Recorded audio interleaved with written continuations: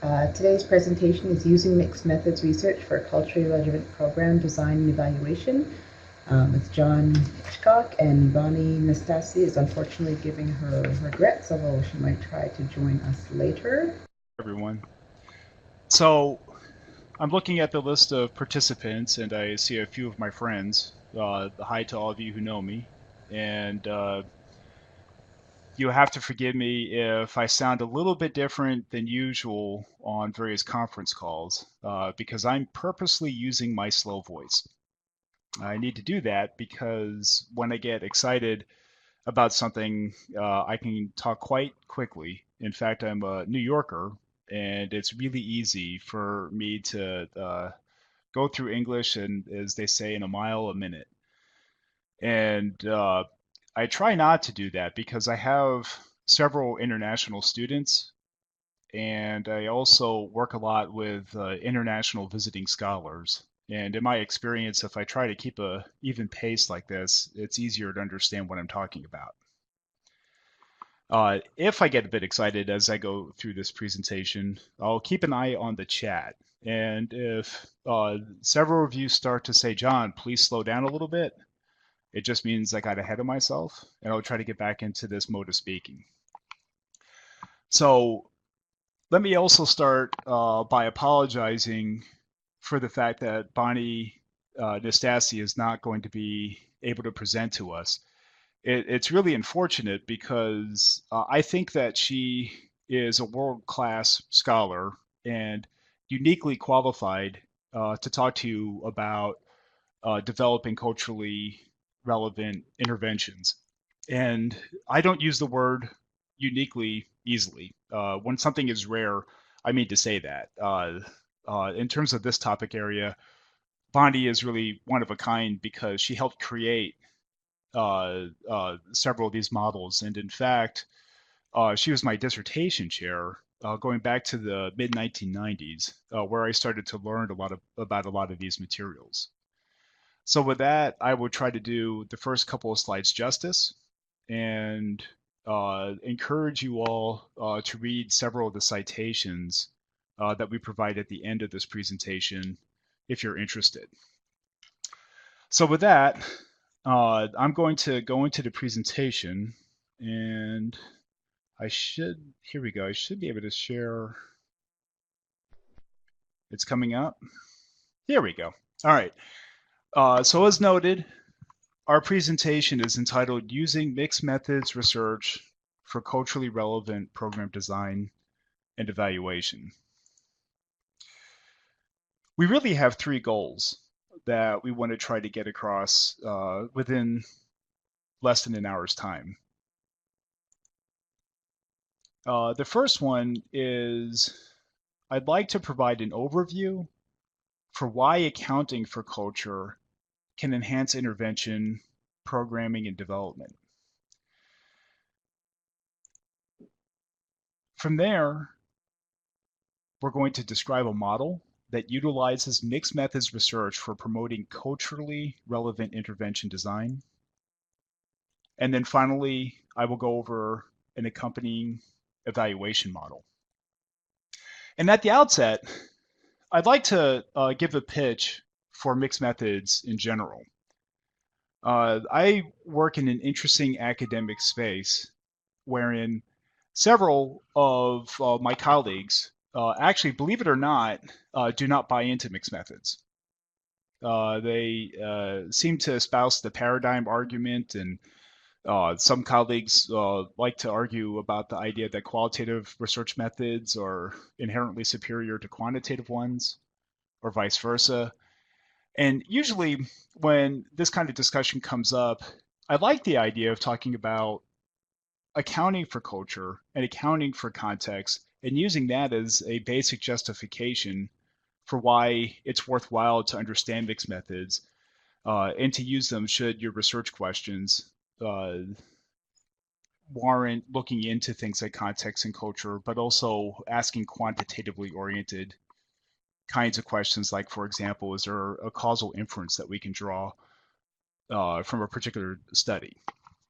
So with that, I'm going to present to you what we refer to as the child's ecological system. This was originally developed for a book published for the American Psychological Association a little more than 10 years ago. And for those of you who are familiar with the word ecology, you might also be familiar with the work of Yuri Bronfenbrenner. He has the ecological systems theory approach for understanding human development. And we very much rely on that kind of thinking so that we can keep clear in our minds what we mean by culture and what we mean by context and how they're the same and how they might be different. And the reason why ecological systems theory is proven to be a pretty handy background theoretical framework for us to use is because most of our intervention work focuses on meeting the needs of children and adolescents. However, we also think that if you are doing psychosocial intervention work with adults, this also applies. In any case, if you have a look at the graph that's on the screen, you see at the outer ring, there's reference to society, social concerns, economic concerns, political, and there's that word culture. And we might think of that as what we refer to as a kind of macro system level of thinking about intervening on a child's behalf. And then within that, you see several smaller circles. And within each of those smaller circles, there's reference to a child. And at any point, you're dealing with a level wherein a child can immediately impact his or her environment. What you're dealing with there is what Bronfenbrenner would refer to as a microsystem. Again, a microsystem is something wherein a child has direct influence over the quality or the nature of that environment. So if you think of a classroom, if you have a student who engages in fairly disruptive behavior, that's going to immediately impact the nature of that classroom. Just like if a student perhaps really understands material really well and helps teach a course, for example, that might contribute to a more positive environment. In both of those examples, what I'm trying to convey is the idea is that the child has direct influence. In contrast, when you start getting into what we refer to as an exosystem kind of level, these would be systemic level factors that a child does not have direct influence over. An example in a school might be, for example, which principal is hired or what kind of policies a principal might follow. So you have several microsystems, and one of the things in our intervention development work that we try to attend to is the fact that these different kinds of microsystems will interact with each other, creating a middle system, or what Bronfenbrenner would refer to as a mesosystem. And to give it an example of that, let's say that in the school, there's going to be an interaction with the family. So for example, if there is a bullying incident that occurs in the school system such that a principal or a teacher needs to interact with a child's parent to resolve what happened, you start to see an interaction across these different sorts of systems. And we become interested in accounting for those kinds of interactions as well as we go through the process of thinking through how to address culture as well as context. So one of the things I'm often asked about is what do we mean by culture? And a basic definition, which comes out of applied anthropology, and it's not a definition that I think is unusual, is that culture can be thought of as those shared beliefs, values, and behaviors that a group of people have. And oftentimes you could think about culture as representing an entire nation. But at the same time, there's also microcultures. I'm an American citizen. I grew up in the United States of America, and I'm thoroughly aware that some of my international colleagues, because of some lack of experience, will sometimes see the United States as just one sort of cultural set. But when they come and they visit and they spend some time, they start to see, well, wait a second, there's actually lots of different microcultures. Earlier in this presentation, I mentioned that I grew up in New York City. And in fact, I grew up in the Bronx, which is one of the boroughs in New York City. And for those of you who are not uh, familiar, the Bronx is kind of one of those famous places in the United States of America for certain kinds of cultural attitudes that have been historically held over several decades. And growing up in an environment like that, and then coming to a place like Indiana, which is in the Midwest of the United States, you do start to appreciate this idea of microcultures within a country. And I'm fortunate in that I'm able to travel a lot. I go overseas often. I've been involved with a fair amount of international work, for example, in Saudi Arabia. And I have the same sort of realization as I develop my own experience. And it's easy to think at the initial step, this is how Saudi Arabians operate. But then when you get into a country, you realize that there are important and nuanced differences, but they're still important between, let's say, the city of Jeddah versus the capital Riyadh versus if you're closer to the empty quarter. And so my point here is that culture permeates pretty much everything that we do in the social sciences, and at the same time don't engage in too much oversimplification around the issue of culture, because you can engage in what we would call microcultures.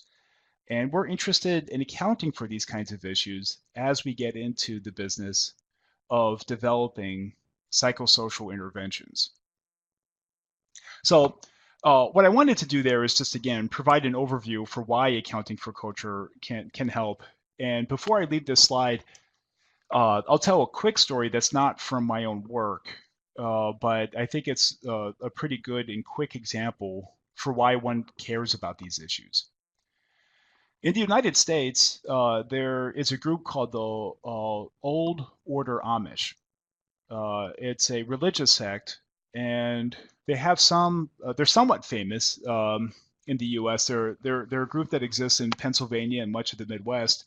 And one of the things that is quite characteristic of the Old Order Amish is their refusal to use modern technology and electricity and so on and so forth.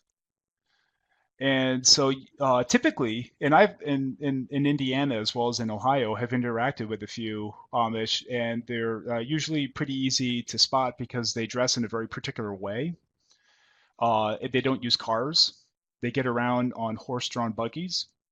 Uh, and a lot of times they'll do things like sell food at farmers markets, and it's usually quite good because, and you also understand that the way that these foods were prepared were done in a very sort of older world style without the use of, again, modern technologies, because that goes against some of the religious beliefs that this group carries. So with that kind of background, there were some case studies that were done in the early 1980s where some psychiatrists were running into a phenomena where some members of the Amish community were suffering from something called bipolar disorder. Bipolar disorder is a kind of depression marked also by periods of manic behavior. So-called manic behavior can entail a lot of concerns like engaging in very risky activities, oftentimes risky financial ideas, risky sexual behavior. And another aspect of the manic side is it's usually easier to spot because a person has almost uncontrollable levels of energy. And so in many respects, people who suffer from bipolar disorder can get themselves into quite a lot of trouble during a manic phase. What does this have to do with the Amish? Well, again, there were some case studies where in the 1980s, one was looking at the behaviors that members of the Amish order were engaging in. And the presenting difficulties were things like wearing outworldly clothing. In other words, dressing like a more typical US citizen. They were engaging in behaviors like using payphones. Nowadays, they would be using cell phones. Uh, Other kinds of behaviors would be perhaps treating farm animals a bit too harshly. And again, engaging in having multiple sexual partners, for example. But with those kinds of presenting behaviors, if you were unfamiliar with the religious beliefs that the Old Order Amish carry, you would miss the diagnosis. You would probably not understand that this is a person who has some real psychological difficulties and, in fact, is in need of some help. Simply because what a person would miss in their diagnosis is to say, well, everybody acts this way. But if you're familiar with the cultural valences, and if you're familiar with the cultural norms that a person carries, you would stop and think, wait a second. This is something where I really have to pay attention here. This is a person who's really in struggling right now. And so if you could appreciate that kind of story, the idea that culture explains one's behavior and how we think, and we need to account for this during diagnostic work, and that we need to think about these kinds of issues when we engage in interventions, then this kind of webinar and this sort of presentation is for you. So with that, how do we start to deal with developing culturally relevant intervention packages? And so I bring to you the next slide, which is available in a 2004 book that Bonnie was the lead author on, but it's also available in a more recent book about mixed methods that Bonnie and I co-authored. And this model that accounts for some of those cultural concerns is, you can see in the top left-hand corner, it's called the Participatory Culture-Specific Intervention Model. And the word participatory is important.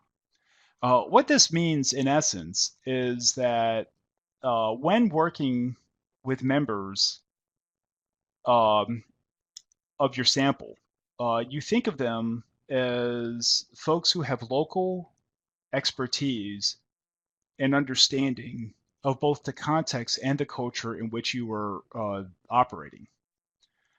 And this becomes quite critical because unless you are highly familiar with a particular culture, you're going to need what we refer to as gatekeepers, as well as cultural brokers, to help us understand the kinds of concerns that exist within a given context, and so that we can design our interventions accordingly. And so this is a kind of recursive model where at the very top, let's see, I think there's 10 stages here. We begin like we would in any other kind of social science endeavor, and that is start out with your existing theory, research, practice, and policy. In other words, know the status quo. Once that's in place, the idea of learning the culture becomes pretty critical. At this stage, this may take a long time, or it might be something that's fairly quick, and much of it depends on how much you know already, just like any other thing. In some of the work that I've been involved in the United States, because I'm a member of my own culture, and I'm fairly familiar with a lot of microcultures that are out there, I tend to be able to move pretty quickly through this phase. But in contrast, some of the work that I've done in Saudi Arabia, in some respects, I've been working on this for a couple years and I'm still in this first phase because there's so much that I do not know yet. Part of this, as you're going through the process of learning the culture is you form partnerships. And here is typically where we start to think about things like knowing your cultural brokers and your gatekeepers. And sometimes that's the same person, but it's not always. A gatekeeper is so named because this is a person who can provide you with access. That might be an individual who can get you into those schools, who can make the introductions that are needed so that you can start to do things like collect data through interviews and whatnot. A cultural broker is simply a person who has a lot of localized expertise and can help explain and interpret things for you. Again, a lot of times that can be the same person, but not always. As one moves to this, we start to focus on goal and problem identification. What is it exactly that brings you to the point where you identify need for intervention? Now, when you develop a goal identification, that does not necessarily mean that it's going to be the same goal the entire time, but it is something where you could say, okay, this is what my intervention point. So in the case of Sri Lanka, for example, when Bonnie was doing that work, she very early captured the idea that the adolescent suicide rate in that country at the time was quite high. You have to forgive me, she would know this better than I do, but I think that factually it was the second highest rate in the world at the time. So there's kind of a clear identification of a problem and in trying to understand a culture so that one can better understand what's feeding that problem. Over a period of time, focusing on suicidal ideation was actually not the primary focus, at least to my mind, for later intervention steps, because there were some subcomponent issues that we decided that we all needed to work on as a team. But my point is that gave an initial starting point for understanding why are we here and what are we trying to do. And that leads to the stage of formative research. Formative research is exactly what it sounds like. It means that you're often engaging in what you might call rapid reconnaissance interviews. Michael Patton, for example, is a person who talks about this in some of his long-standing books on qualitative research. A rapid reconnaissance interview is something where you're gathering a lot of data and trying to interpret quickly. So that you can at least start to get a sense of the lay of the land. But of course, you also engage in processes like archival analyses. Another phrase for that is document reviews, engaging in observations. Oftentimes, I like to look at, if it's available, large-scale quantitative data because it can give me a sense of what we're looking at. So, for example, I might be interested in looking at indicators of socioeconomic status for a region. If I'm looking at a particular school district in the United States, I might have a look at its achievement history. I might look at the kinds of services that are already available in the community that that district serves. And these are all forms of looking at extant or existing data, again, all in the formative research stage, so they really have a very good sense of the lay of the land, which always improves over time, but that's normally where you want to start. And that feeds into the idea of engaging in what we might refer to as a culture-specific or sometimes a local theory. So, for example, if I'm working with a particular school district and they're experiencing an unusually high student dropout rate. In other words, a disturbing number of students are not completing high school in time. I might come up with a set of reasons for why that is true in that district. Now, my theory might yield some propositions or even hypotheses that make a lot of sense in other kinds of districts, but usually that's not my main goal at this stage of the game. Rather, I'm trying to come up with an initial set of propositions based on all the prior steps that I've taken so far to help me say, okay, this is really what we're dealing with. From there, that starts to inform the culturally specific program design stage. So if I'm dealing with a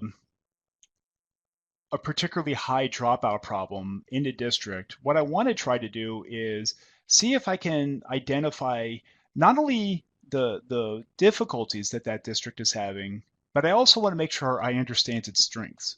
What are things that I can capitalize on what can I take advantage of so that I can account for that and build that into my program design. Uh, this becomes oftentimes a highly localized kind of scenario because if you start to account for the idiosyncratic strengths and weaknesses of a particular place, then you start to get into the business of really kind of generating a place-based intervention model. And you can start to test it. Within the next phase, we talk about the idea of context-specific program adoption. I'm sorry, misspoke. Context-specific program adaptation. Because now we can start to get into the business of adapting my culture-specific program design to other kinds of settings. Typically, we try to find settings that are not too far away, maybe the neighboring district or a similar district that might be within a particular state of the US. Finally, we get to the business of context-specific implementation and evaluation, and we have a whole slide about that, which I'll get into fairly soon. But this is the point at which we can start to evaluate if an intervention worked, what can be improved, what do we want to do again, what do we want to stop doing. And then once we have that in place, we are at the capacity building and translation phase, which eventually feeds back into existing theory, research, and practice. And within this model, I want to point out that partnerships are central to everything it is that we are doing. Having local expertise, recognizing where local expertise exists, is central to the idea of developing culturally relevant programs. Okay, so how does one evaluate this? I'm going to go to another model, which we refer to as the comprehensive mixed methods participatory evaluation model, or CMMPE. When Bonnie and I talk, we just typically refer to it as the evaluation model because it's actually, we find hard to say CMMPE. We need to have a better abbreviation, I think. In any case, I want to point out that the word, I'll highlight this as if I can, comprehensive is again important. For those of you with an evaluation background, you would probably agree with me if I told you that most evaluations tend to fall within one of three key reasons. You have formative evaluation, summative evaluation, and implementation evaluation. Again, I'm not trying to capture all evaluation purposes. I'm not trying to summarize all evaluation theory. Rather, to make a point about what we mean by comprehensive, I'm suggesting that much evaluation falls within one of those three reasons. It is a bit jargony, so I'll rely on the writing of Michael Scriven, a great evaluation theorist, who pointed out that the difference between formative and summative evaluation can be thought of this way. If you're dealing with a chef or a cook who is preparing soup and tastes that soup, largely to determine whether or not it tastes as intended, do we need more spices, a little bit, do we need to dilute the soup because it's got too much spice, whatever the case may be. Scriven would call that formative evaluation. In other words, what's happening at this point is that you're evaluating a product, in this case soup, to make it better. In contrast, summative evaluation is when the customer tastes the soup. And an evaluation, broadly defined, is judging the merit or worth of a product or program. And so if the customer tastes the soup and likes it, probably you're going to see more of that soup be sold and the restaurant's more likely to be successful, and so on and so forth. But if making it a larger summary judgment that the customer does not like the soup, then there will be consequences like not being able to keep the restaurant going, for example. So in this sense, CMMPE can be used for both kinds of evaluations. The third kind, implementation evaluation, deals more with to what degree is the program that we developed being implemented with fidelity. In this kind of an evaluation, you're not really asking so much, is it yielding the kinds of outcomes that I want? More, what you're trying to do is understand, can I even get the thing to work? So let's say, for example, I develop a after-school program that's designed to help keep kids in school to deal with the high dropout problem. Well, if I find out that there's certain elements of the after school program that's just too darn clunky, I can't advertise it well to students, or I can't get them to show up, or I have difficulty getting program administrators to follow the particular kinds of activities that I think are necessary to address the dropout problem, then those kinds of implementation problems are really what I'm focusing on. And I'm doing that prior to asking the question, does this thing actually make the difference that I hope it's making? Okay, so with that though, what CMMPE is meant to be is a kind of framework that's more of a reminder for all the different kinds of things that one might want to think about during an evaluation.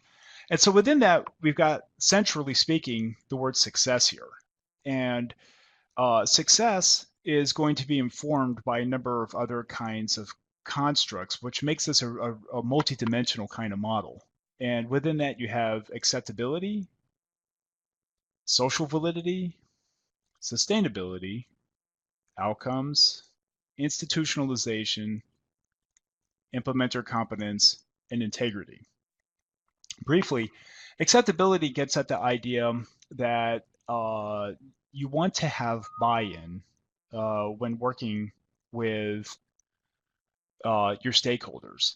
A thing that I'm fond of telling my colleagues is that you could come up with a classroom intervention model that you think is just great, relies on an awful lot of theory, is well validated, but if a teacher doesn't understand it or value it or buy into it, he or she's probably going to alter it in ways, sometimes subtle, sometimes overtly, when the door to the classroom is closed and the teacher has control. So one of the things that we pay attention to a lot is making sure that we can address acceptability. First, you try to understand it, and if there are concerns with acceptability, either you engage in program alteration as needed, or you engage in how you message. Social validity deals with the idea that, oh, excuse me, my phone is, I thought I shut this off. That was disturbing. The social validity issue is one wherein we hope to try to understand, do people at a societal level, do they value what it is that you're trying to do? Sustainability deals more with, can we implement the program in such a way that it's still possible to carry it out once the researchers are gone? Outcomes, they deal with, and this connects a lot to social validity. Outcomes deal with, well, what is the actual outcome of the program? And so if you're dealing with improving the dropout rate, that is to say more students are actually graduating on time as intended, then that could be considered as a kind of outcome. But it's important to remember that that connects back to social validity in some key ways, because sometimes the outcomes that you would develop are actually not that valued by members of your team. An example that I often come up with is if I were working with students who struggled with emotional behavioral disorders and they were quite disruptive in the classroom, my outcome might be to have them, well, simply behave better. And that might be socially valid, but in the United States, only up until a point. If I found out that a behavior program I put into place was being used so that you had a student engage in perfect compliance, they never questioned, they never challenged a teacher, they always did what they were told. You, in the U.S. culture writ large, you would be going too far, because one of the things that in the U.S. culture that we prize is a sense of individuality. So implementer competence, I think, is a straightforward piece. We simply just UCMMPE to remind us to check for that issue. And finally, integrity is connected to acceptability. Integrity just simply means that if you have concerns with acceptability, you might see key aspects of the program being altered. Okay, so finally, on the outside of this model, we list a lot of different stakeholder groups. In a particular evaluation, some of these stakeholder groups might be more important than others. The other issue that will come up is you might have additional kinds of stakeholder groups that are not captured by CMMPE, and that's fine. You could always add them in. But what we're trying to convey with this model is to think about all these different issues from the lenses of these different stakeholder groups, with the key understanding that program implementers and community members might view success in a very different way. You might find that program recipients and administrators are on the same page in terms of what they determine to be a successful outcome. And so it becomes important during your evaluation to capture those kinds of nuances. All right, so another point that I want to make, and I realize that my time is starting to run short, is that when you're engaged in these different kinds of processes, it becomes really important to think about developing your culturally relevant program as well as its evaluation across several component steps, and to really think about this as a programmatic set of research. And what I mean by that is, in our experience, most of our work cannot be captured by one single study. If you look at our body of research, you're not going to see us presenting our work as just Nastasi and Hitchcock, whatever year we're done, and we gave you the whole story. Rather, it becomes important to understand that there's typically going to be several component steps that one has to take. Each one of those might be a sub-study that over a period of time, you want to stitch those together to create a fuller body of evidence. So in the first bullet, I mentioned some design pieces. That particular citation actually lists lots of different component designs that we've engaged in to carry out our work, ranging from different ethnographic steps all the way over to a small scale randomized controlled trial.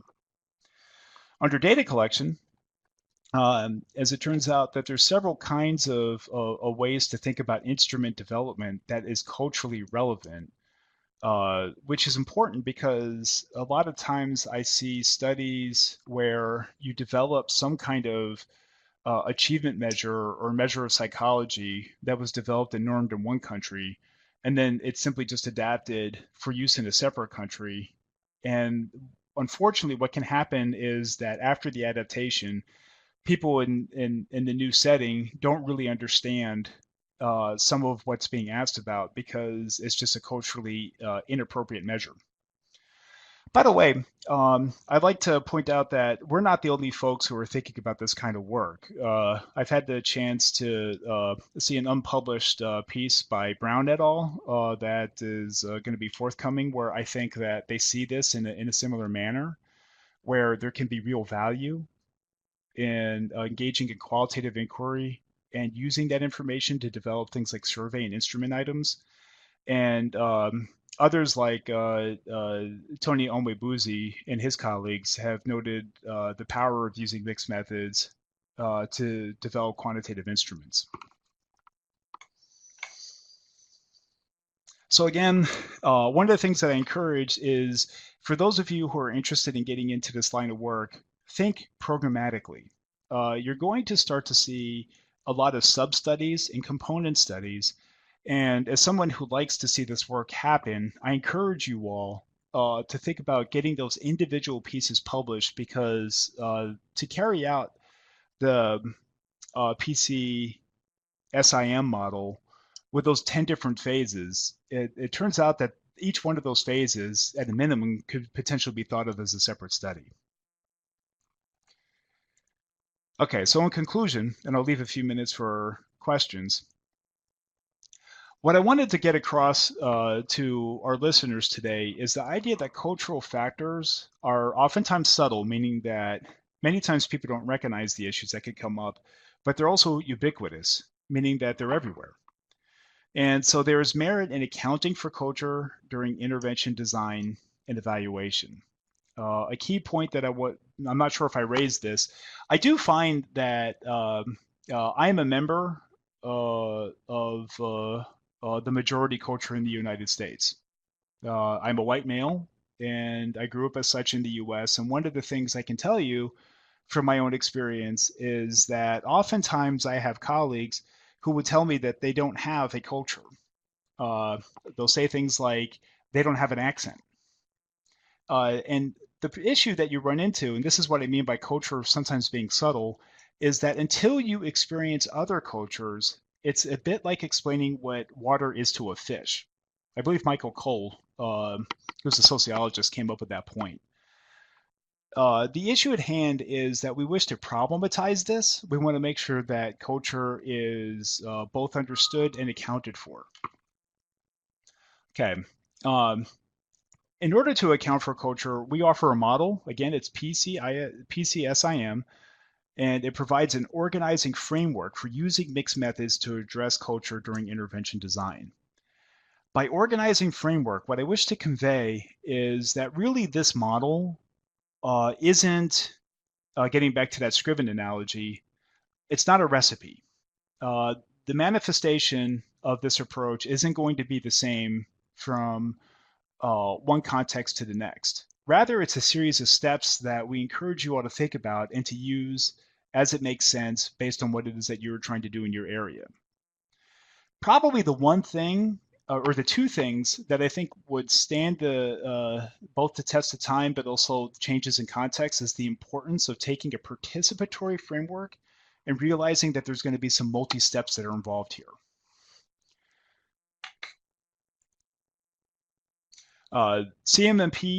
CMMPE provides an organizing framework for using mixed methods for related evaluation.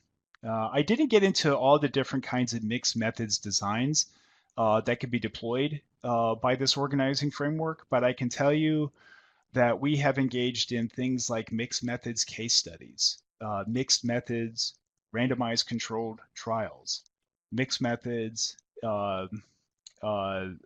survey and instrument development. For those of you who are familiar, for example, with Creswell and Vicki Plano-Clark's work, where they refer to things like as the exploratory sequential design, where one engages in pretty in-depth qualitative work so that you can develop an instrument or survey with items that are grounded in that prior effort. You know, those are things that permeate much of what we've done in CMMPE over time.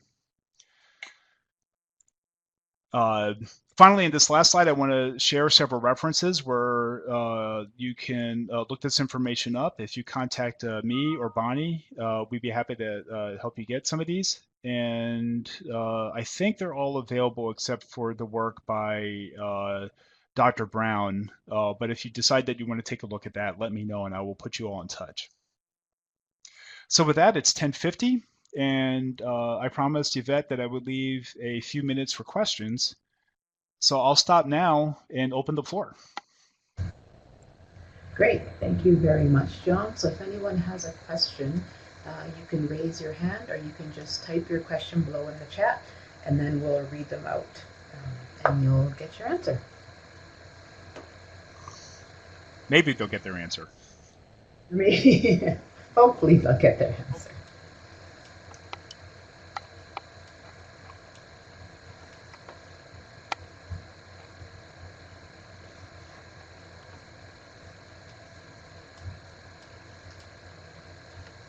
Guess everyone's a little shy this morning, and we've got some people writing. Oh, I see some brave souls who are typing.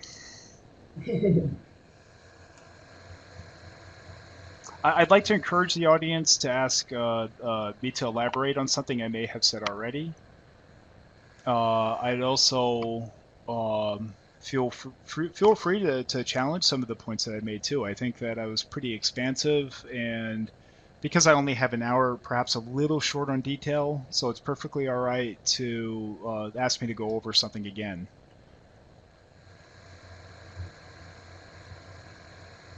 Okay, so we do have our first question from Margaret. Sorry. In a multicultural society like Canada or the US, how do you account for culture and program design in a public system like schools or healthcare? That's an excellent question. One more time for my own sake. In a multicultural society like Canada or the US, and there's several other countries as well that would fit this definition, how do we account for culture and program design in a public system?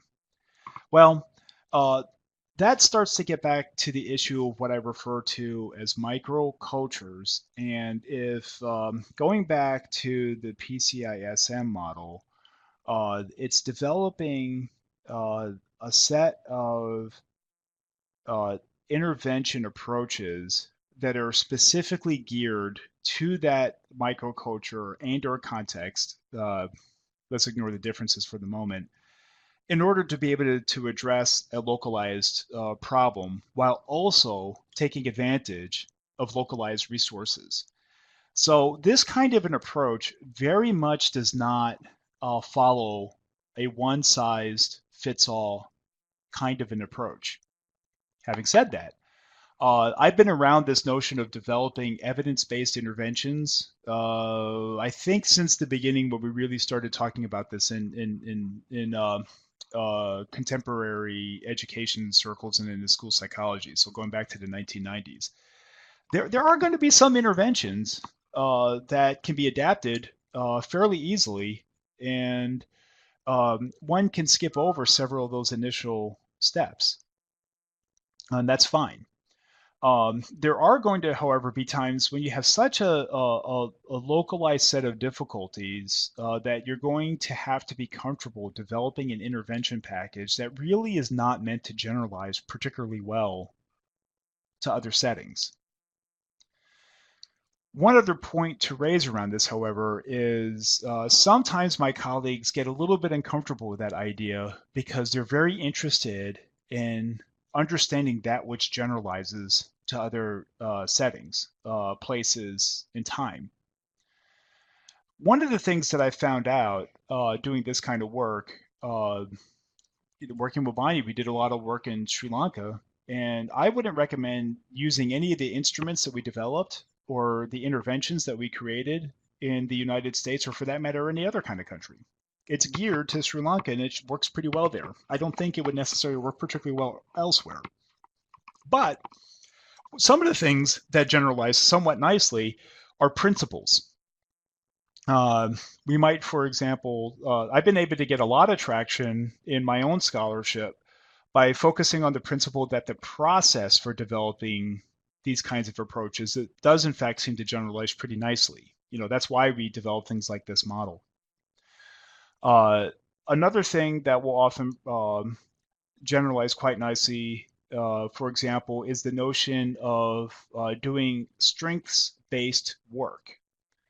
I've been involved in working in schools in what's described as rural settings in the United States of America. And one of the things I find out, so again, this gets into this notion of that which is multicultural. One of the things that I was able to pick up on, I think, very quickly because of my experience working with Bonnie, is to walk into a scenario and understand what are people good at here? What are the strengths that they bring to the table?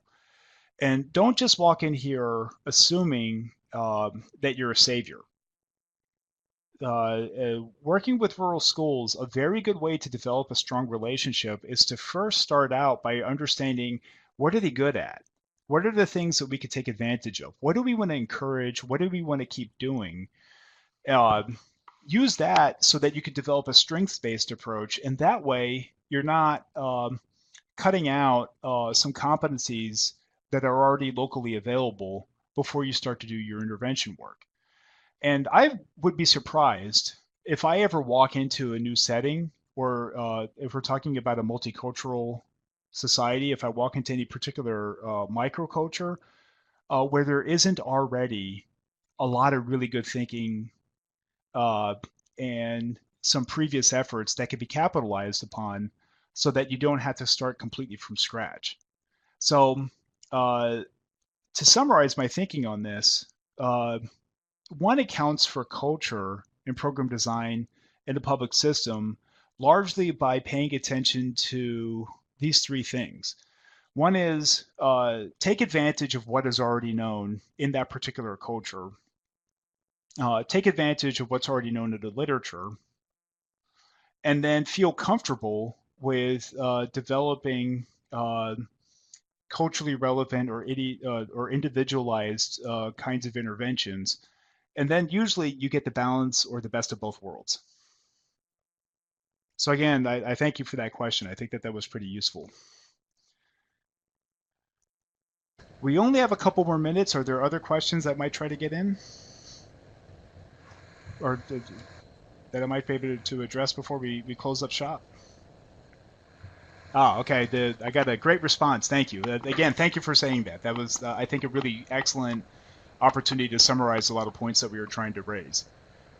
Okay, by my clock, there's less than 2 minutes to go, so I'll wrap up by, again, apologizing for the fact that Bonnie wasn't able to join us. It would have been a better presentation if she could do so, and I want to remind everybody that we just tested this a couple of days ago, and everything was working just fine, and so I don't understand what happened with the internet connection that occurred that created some difficulties. But again, Bonnie really did feel badly. She was looking forward to this presentation.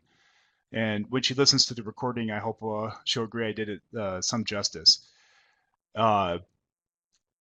Another thing that I'd like to have anybody who listens to this webinar do is take a look at these different references. We didn't capture everything, but if I may, one particular reference that I think captures much of what we've been talking about lately is the book that Bonnie and I co-authored. It's called Mixed Methods Research and Culture-Specific Interventions, Program Design and Evaluation. It's part of the new Mixed Methods Research series that Vicky Plano-Clark and Natalia Ivankova, they are great editors. It's a really very good, it's an excellent series, and I feel very pleased about how the book turned out with their help. And it's also, just as a plug, quite inexpensive, but it does provide about 100 some odd pages where we really try to spell out a lot of points that I tried to raise in this webinar. And of course, if anybody would like to have other kinds of materials that I might be able to email to them, I'm really easy to find. Just Google my name.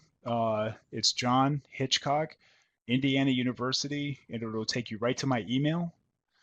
And as a final plug, since it's coming up on 11 o'clock, one thing I also meant to say is that this work is being done in part on behalf of the Mixed Methods International Research Association, and I have the honor of serving on as the membership committee chair. And so if you've not joined MMRA, I encourage you to do so, because it's a really good, powerful group of scholars where we talk about these things a lot.